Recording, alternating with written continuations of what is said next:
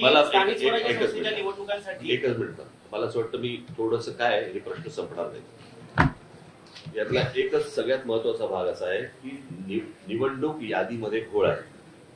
निवडणुकीच्या यादीतले घोळ दोन्ही राज्य आणि केंद्रीय निवडणूक आयोगातल्या प्रतिनिधींना आम्ही त्यांच्यासमोर ठेवलेले आहेत.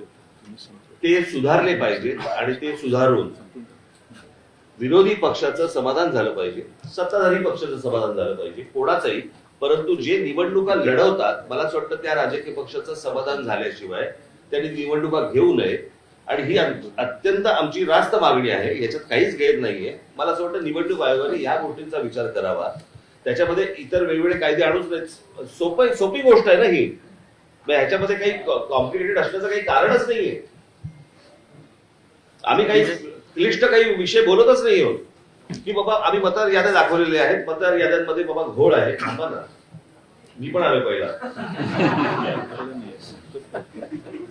मतदार याद्यांमध्ये घोळ आहे आणि मतदार याद्यांमधले घोळ त्यांच्या समोर ठेवल्यानंतर मला असं वाटतं की ते आणि राजकीय पक्ष यांनी मिळून या याद्या सुधारल्या पाहिजेत आणि याद्या सुधारूनच निवडणुकांना सामोरं गेलं पाहिजे.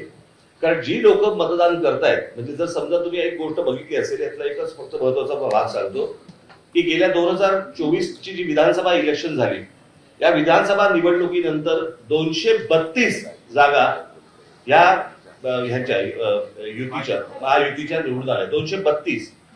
पण या 232 जागा निवडून आल्यानंतर देखील मला असं वाटतं तुम्ही सगळेजण त्याला विटनेस आहात, संपूर्ण महाराष्ट्रात संताप होता. ज्या प्रकारचा जल्लोष महाराष्ट्रामध्ये व्हायला पाहिजे होता त्या प्रकारचा जल्लोष महाराष्ट्रामध्ये नव्हता. हे कसलं द्योतक आहे?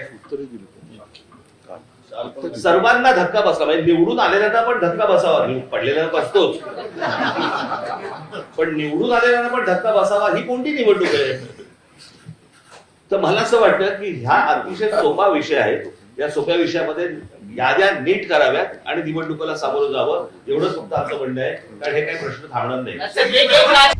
आता isakal.com आहे देशातील नंबर 1 ची मराठी न्यूज वेबसाईट. प्रत्येक अपडेटसाठी isakal.com ला नक्की भेट द्या.